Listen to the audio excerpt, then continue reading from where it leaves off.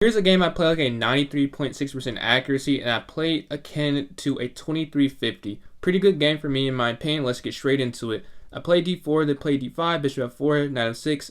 Again, it's my basic line of system opening. They play c5, which is a bit different of the response I usually see. However, I go c3 nonetheless. Knight comes to c6, I bring my bishop to d3, which is an inaccuracy. Should I went knight to f3. The reason I did not do that was to avoid knight to h5 attacking the bishop. But again, I'm sure the computer's fine with the bishop for knight, but I did not want to do that. That's why I did that. But I do know now the computer's opinion, or the right move. The computer is always right. They go a6. I go knight to f3, c4, bishop c2, g6, and then I go h3. Allowing that bishop h2 retreat, which I will actually use in this game, I believe.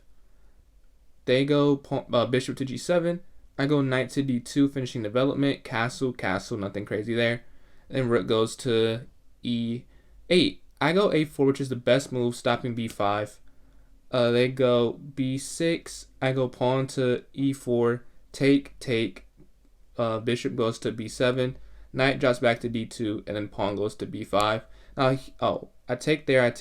They take back, and now here I have a blunder, which I don't know. I played really good after this, so one blunder and 57 moves. Still, I want it to be 0. But I go b3, which is a complete mistake. I believe they missed the best move. The best move here was to go knight to. Yes, that gives up a fork. I see.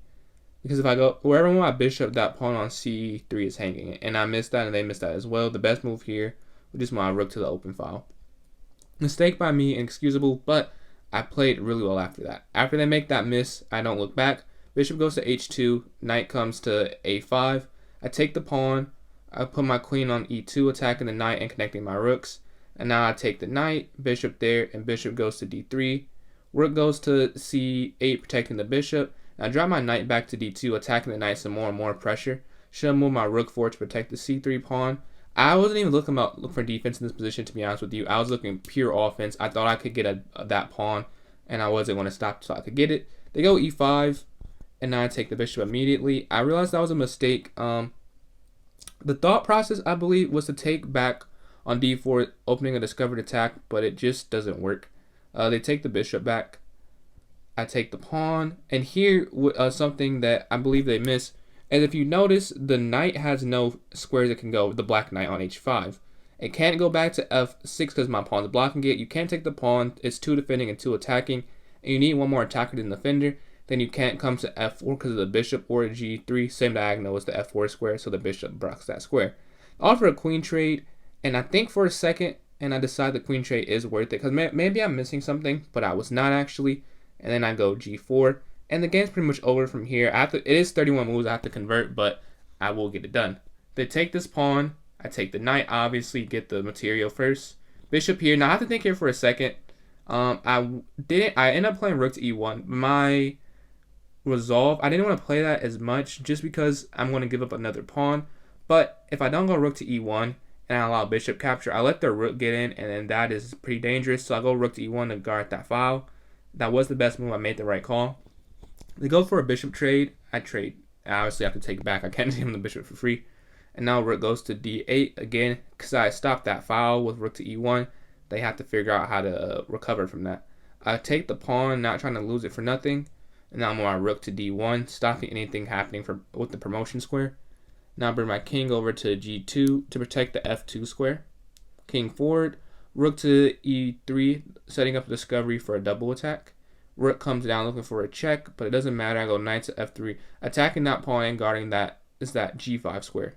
Rook goes forward with 2 attackers, 2 defenders. I mentioned earlier, you need one more attacker. Luckily, I'm up a knight, so I'll drop down to e1. 3 attackers versus 2 defenders. I'm going to win that pawn, just a matter of time. Rook goes over for check, and I'm blocking with the rook, offering a rook trade and still having 3 attackers on that piece. They move their rook back to f5, and I take the pawn. Here, they bring their rook over to the c4 square. And here, I mean, it's not really much they can do. They can't go g4 because of the pawn, or h4. I mean, they could, but it doesn't do anything. But I just want a rook forward, stopping anything on that f2 square. Rook goes over, out for a rook trade. They deny it. But once I move my rook to d7, threatening that f7 pawn, they have to rook trade. I take, and here double F pawns down a knight, there's really no chance to win this game. They move their rook to e4, attacking my knight. I see it. Knight to f3, avoiding that attack. Pawn goes to f6, and I drop my rook back for offering a rook trade because this is an easy conversion, a pass pawn and double pawns for the other side. But they avoid it smartly. Rook to e2. Rook goes to f4, attacking the double pawns. And the problem with double pawns is they can't protect each other, so they're just kind of sitting ducks. King comes forward, I check, and then king forward. Going to win that pawn on f5. Rook drops back, take. And an important thing is they can't move keep an attack on my knight or my rook. They have to go a square that isn't touched. And here, I don't even think I take the pawn here. Yeah, because it wasn't a good movie anyways. I don't take the pawn because of what? I don't take it because of king to, I think, g5, and then we're kind of in a circle.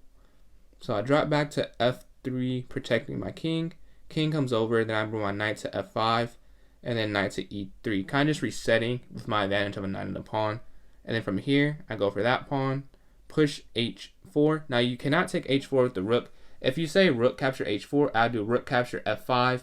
King cannot stay on the 5th rank, so you have to go to the 3rd rank, the 6th rank, excuse me. And then I take the rook, you take my rook, then I have a knight and a pawn versus a king, and that's a winning endgame. King goes back to g6 as he notices that. I move my knight back again to attack this pawn. And here, I just sacrifice the knight for the pawn because I'm up 2 pawns in the endgame. And after f4, they resign because they know they cannot stop both pawns. If I had one pawn, I believe this is a draw because my king's behind it, but I have 2, so nothing they can really do. Thank you guys for watching this vid. I think I played pretty good on this one. I'm trying to get back to 2000. I keep saying I'll have a great game like this and then a really bad game. So I'm trying to mellow out my lows and keep my highs. I want a higher floor. Like my ceiling is pretty high, I think, but my floor is not the best for what I want to get to. So I'm working on that part of my game. But again, thanks for the support. Make sure to drop a follow and have a great day.